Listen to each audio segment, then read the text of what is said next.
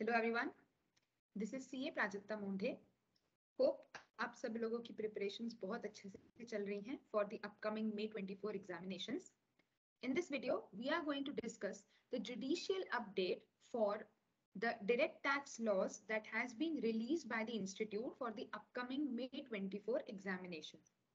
So income tax से related जो कुछ नए केस लॉज हमारे लिए ऐड हुए हैं for the May 24 examinations judicial update के through that we are going to discuss.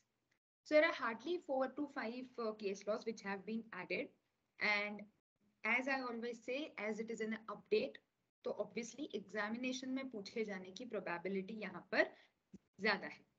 So let's start one by one. Her case का पहले एनालिसिस समझेंगे किस प्रोविजन के बेसिस पर इसको उन्होंने जजमेंट दिया है एंड अकॉर्डिंगली उसका कंसेप्ट हम लोग क्लियर करते जाएंगे. So the first one is Mahle Anand Filter Systems Private Limited versus ACIT 2023 का सुप्रीम कोर्ट जजमेंट है. Can foregoing or security deposit to settle a dispute be considered a revenue expenditure? तो हुआ क्या था, basically there was a leased property and उस property के कुछ तो डिस्प्यूट्स हुए रिलेटिंग टू वैकेंसी. सो खाली करने से रिलेटेड होता ही है, हम लोग जानते हैं ना, प्रॉपर्टी है, खाली करना है, कुछ डिस्प्यूट्स हुए. And during the period of dispute it was agreed कि चलो द असेसी सेड कि आई फॉरगो माय सिक्योरिटी डिपॉजिट, मुझे मत रिफंड करो, ठीक है, बस खाली करने दो, अभी वो मत करो और डिस्प्यूट नहीं बढ़ाते हैं.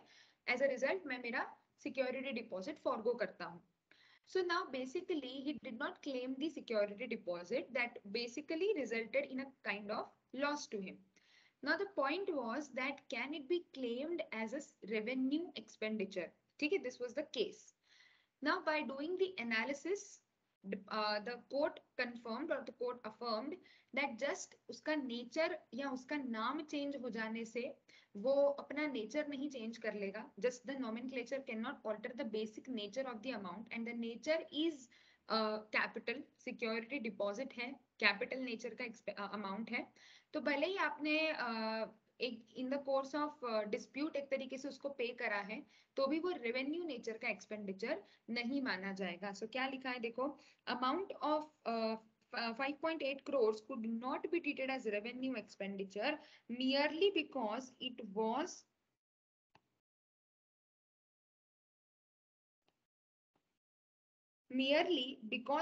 was paid in the course of a dispute.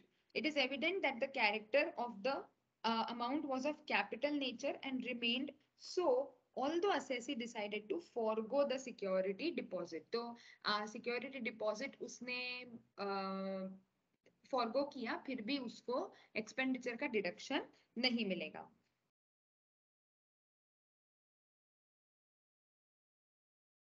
CIT. So next case CIT. Now अच्छा, इस case law से हमें देखने को क्या मिला, that is important. Whenever there is an expense allowability disallowability, you have to see the underlying nature of that amount. भले ही उसका नाम कुछ और है, but अगर वो nature में capital है, capital expenditure will not be allowed as deduction.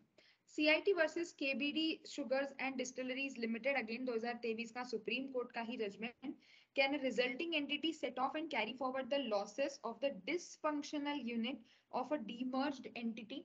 Demerge हो गई entity, उसका जो demerge हुआ वो dysfunctional unit थी, unit बंद हो गई थी, हो सकता है कुछ पुराने losses थे. अब जो demerged company है, क्या वो मतलब जो resulting company है वो उस demerged company के carry forward losses को set off कर सकती है. So the point is assessing officer का ये कहना था, when you read the provisions, let us first read the section. Section 219AA lays down a condition that demerger in relation to companies means transfer pursuant to a scheme of arrangement by a demerged company of its one or more undertakings to any resulting company in such a manner that the transfer of undertaking is on a going concern basis. तो क्या कहा है उन्होंने कि demerger मतलब कोई company अपने किसी अंडरटेकिंग को, हिस्से को अलग से अलग कर रही है, which is basically on a going concern concept, है ना. तो असेसिंग ऑफिसर का ये कहना था कि वो क्योंकि डिसफंक्शनल यूनिट हो चुकी थी, इस वजह से उसका डीमर्जर हो रहा था, तो टेक्निकली वो गोइंग कंसर्न नहीं था, तो अब उसका लॉस आगे कैरी फॉरवर्ड नहीं हो सकता, क्योंकि सेक्शन बोलता है कि गोइंग कंसर्न होना जरूरी है।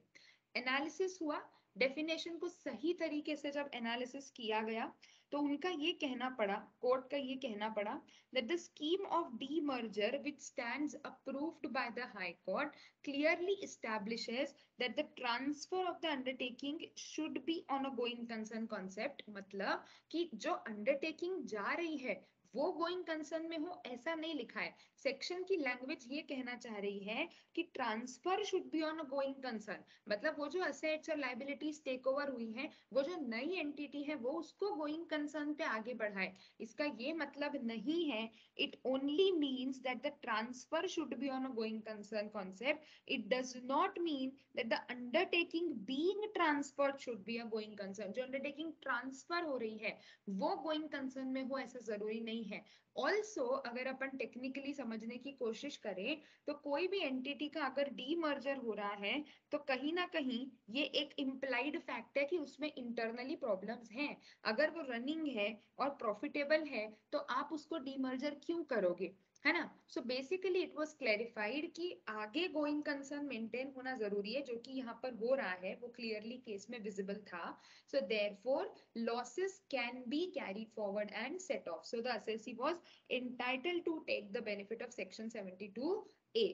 ठीक है, सो क्या समझा हमने कि demerger on a going concern concept होना चाहिए। जो कंपनी डीमर्ज हो रही है वो गोइंग कंसर्न उस पे अब फॉलो हो रहा था या नहीं, मतलब वो गोइंग कंसर्न में थी या नहीं वो जरूरी नहीं है, बिकॉज टेक्निकली अगर वो अच्छी चल रही होती तो आप उसका डीमर्जर नहीं कर रहे होते, है ना। ये भी एक फैक्ट है, ठीक है। So that means yes, carry forward and set of losses can be claimed in this case. चलिए तीसरा, Secunderabad club versus CIT, supreme court again 2023। Does the principle of mutuality apply to interest income derived from the fixed deposits made with the banks by the clubs if such banks are members of the club? Mutuality principle हमने पढ़ा है assessment of clubs में, associations में आता है principal of mutuality, कि हम हमारे मेंबर्स के बीच में इनकम कमा रहे हैं, सिर्फ हमारे मेंबर्स का बेनिफिट होने वाला है। तो प्रिंसिपल ऑफ म्यूचुअलिटी लगाकर हम इसको एग्जेम्प्ट कर सकते हैं क्या। तो प्रिंसिपल ऑफ म्यूचुअलिटी का बेसिक कॉन्सेप्ट क्या है कि जो कंट्रीब्यूटर और पार्टिसिपेटर है वो उसी एसोसिएशन के या क्लब के लोग होने चाहिए, और कोई प्रॉफिटेरियन का स्कोप नहीं होना चाहिए। मतलब अल्टीमेटली आपस में उसका बेनिफिट होना चाहिए, किसी थर्ड पार्टी का इंटरवेंशन उसमें नहीं होना चाहिए। That is basically the concept of principle of mutuality, then it is exempt. Now यहाँ पर उनका कहना है कि जो क्लब है उसके मेंबर्स ही वो बैंक है, मतलब उस क्लब में बैंक्स भी मेंबर हैं। तो क्लब का जो सरप्लस पैसा था वो बैंक को दे दिया, बैंक में एफडी बना दी, तो मेंबर को ही दिया, और मेंबर अब उस पर आपको इंटरेस्ट दे रहा है। तो क्या ये प्रिंसिपल ऑफ म्यूचुअलिटी है। By doing the analysis it was understood that जब आप बैंक को पैसा दे रहे हो वो तो प्रिंसिपल ऑफ म्यूचुअलिटी में आ जाएगा, it applies till the stage of deposit of funds, but it will lose its application once the fund is deposited in the fixed deposit of the bank, क्योंकि अब वो एक नॉर्मल एफडी बन गई।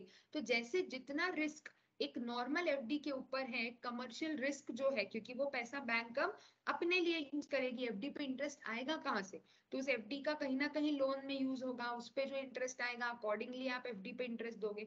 तो अब वो जो पैसा वो एक नॉर्मल बैंक एफडी के जैसा हो गया है, it's no more covered under the principle of mutuality. The bank utilizing the funds of the club deposited in the fixed deposits for their banking business would completely rupture the privity of mutuality। नहीं तो हर कोई ऐसे ही करेगा कि अपने members को दे दो, member उसका अपने अपने बिजनेस में यूज कर लें, और फिर वहां से जो रिटर्न आए वो ला करके क्लब में दे दें, और बहुत इजीली टैक्स इवेड होने लग जाएगा। सो प्रिंसिपल ऑफ म्यूचुअलिटी वहां तक है कि आपने मेंबर्स को दिया, वहां तक समझ में आता है, पर मेंबर अगर उसको एक नॉर्मल बिजनेस में इन्वेस्ट करके, बैंकिंग बिजनेस में इन्वेस्ट करके उस कमर्शियल रिस्क से उसको एक्सपोज कर रहा है, उस पैसे को थर्ड पार्टी इंटरवेंशन हो चुका है, now principle of mutuality can not be utilised. So it basically the bank's ability to derive profits at a higher interest rate while paying a lower rate of interest further disrupts the essential identicality between contributors and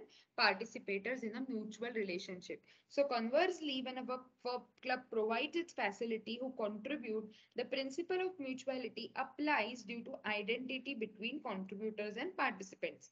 लेकिन जैसे ही वो FD में चला जाता है, commercial transaction हो जाता है, वो म्यूचुअलिटी से बाहर हो गया. सो इन शॉर्ट अगर हम बात करें तो आपका प्रिंसिपल ऑफ म्यूचुअलिटी यहाँ पर नहीं माना जाएगा और आपका नॉर्मल इनकम मानी जाएगी. वो अकॉर्डिंगली उस पे जो भी रूल्स नॉर्मल इंटरेस्ट इनकम पे लगते हैं वही सारे रूल्स इस पर भी एप्लीकेबल होंगे, है ना. So these points are to be kept in mind.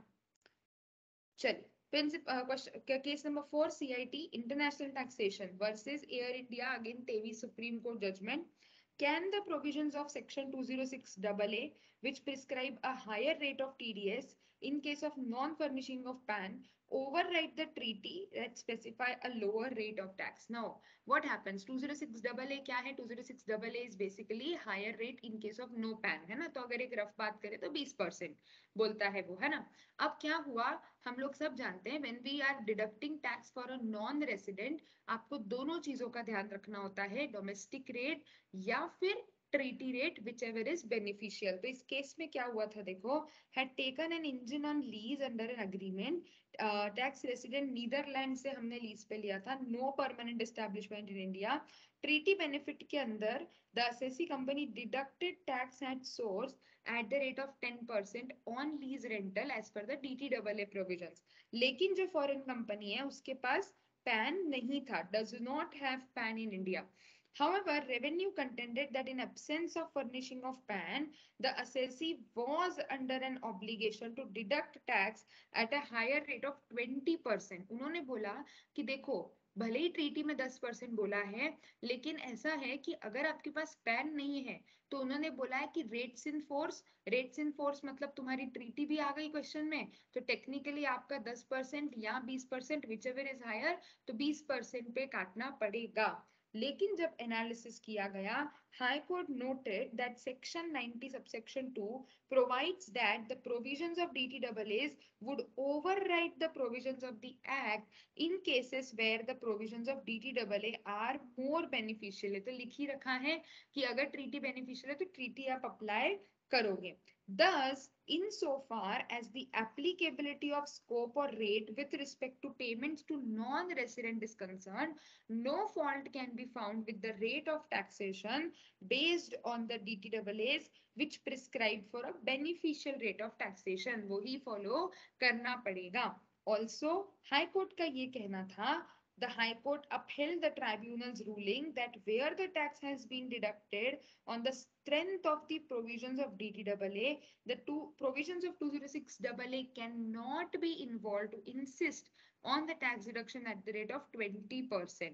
So basically, आपका भले अगर आप ट्रीटी बेनिफिट ले रहे हो कि ट्रीटी और domestic law which ever is beneficial, तो ट्रीटी के केस में आपको पैन के लिए यहाँ पर ट्रीटी बेनिफिट लेना है. पैन नहीं है तो 206AA आपके ऊपर अप्लाई नहीं होगा. ऑल्सो सुप्रीम कोर्ट ने भी हाई कोर्ट की जो डिसीजन है वो अपहेल्ड किया, मतलब कि उसी को सपोर्ट किया कि हाँ हाई कोर्ट जो है वो सही बोल रहा है. तो अगर ट्रीटी बेनिफिट दिया जा रहा है तो 206AA can not B invoked, है ना.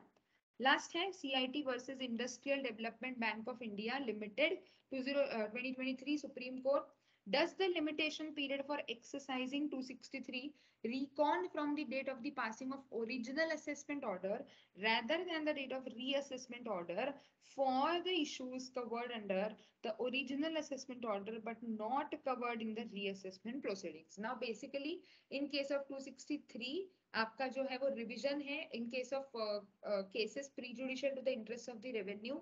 Now there are certain cases कि आपको एक पर्टिकुलर टाइम लिमिट के अंदर ही आप मतलब केस ओपन कर सकते हो. The order for revision shall be made with in a period of 2 years from the end of the financial year in which the order sought to be revised was passed. तो जिस साल वो order pass हुआ उससे 2 साल के अंदर अंदर आप रिविजनरी पावर्स एक्सरसाइज कर सकते हो. अब उनका ये कहना था कि भाई अगर 263 एक्सरसाइज हो रहा है, एक ओरिजिनल ऑर्डर भी है और एक रीअसेसमेंट ऑर्डर भी है, ओरिजिनल ऑर्डर का पॉइंट है जिस पे हम 263 एक्सरसाइज कर रहे हैं, वो ओरिजिनल ऑर्डर का पॉइंट है, उस बारे में रीअसेसमेंट में कोई बात नहीं हुई है, कोई चर्चा नहीं हुई है। तो हमारे दोनों में से कौन से ऑर्डर से 2 साल गिनने, क्योंकि ये क्या बोलता है 2 years from the end of the year in which the order sought to revise was pass, तो कौन से वाले ऑर्डर को मानना है। तो उन्होंने ये बोला है कि जिस साल आप जिस इशू के लिए रिविजनरी पावर्स एक्सरसाइज कर रहे हो वो वाले ऑर्डर को कंसिडर करना पड़ेगा। तो it means that only in case where issues before the commissioner at the time of exercising powers under 263 relate to the subject matter of reassessment, would the limitation period start from the reassessment order. Simple है। तो एक ही साल का normal scrutiny assessment भी हुआ, reassessment भी हुआ। आप जो रिविजनरी पावर्स एक्सरसाइज कर रहे हो, अगर वो फैक्ट वो मैटर रीअसेसमेंट में डिस्कस हुआ है, तो वहां से उस साल से 2 साल गिनोगे जिस साल रीअसेसमेंट का ऑर्डर आया। और अगर ओरिजिनल ऑर्डर में है वो पॉइंट, रीअसेसमेंट पे उस पर कोई चर्चा ही नहीं हुई, ओरिजिनल असेसमेंट ऑर्डर में आपको लग रहा है कुछ गलती हुई है, रिवीजन करने की जरूरत है, डिपार्टमेंट का नुकसान हो रहा है, तो आपका जो 2 साल का पीरियड है वो आप कहाँ से काउंट करोगे, original. So basically supreme court held that the issues before the commissioner while exercising the powers under 263 related to the original assessment order which were not covered in the reassessment, and therefore the limitation period would start from the original assessment order and not from the reassessment order. So this is the provision that will be applicable. तो आप कौन सा वाला follow करोगे, मतलब original या reassessment, वो depend करेगा। अगर इस केस में क्योंकि जो इशू रिवाइज करना था 263 में वो ओरिजिनल असेसमेंट का मैटर था, तो 2 साल कहाँ से काउंट होंगे, ओरिजिनल असेसमेंट वाले ईयर के एंड से आप 2 साल काउंट करोगे। So this is how you will be determining the time limit for the purposes of section 263. So overall अगर हम बात करते हैं तो these are the case laws which have been given in the judicial update. Read them once. Her case में क्या हुआ, क्या एनालिसिस हुआ और क्या डिसीजन आया और किस प्रोविजंस के बेसिस पे आया, वो हमने पूरा रीड करा, हर सेक्शन इंपॉर्टेंट सारा points. Now you can just go through it once on your own, and in case of any doubts feel free to discuss. All the very best for your examinations.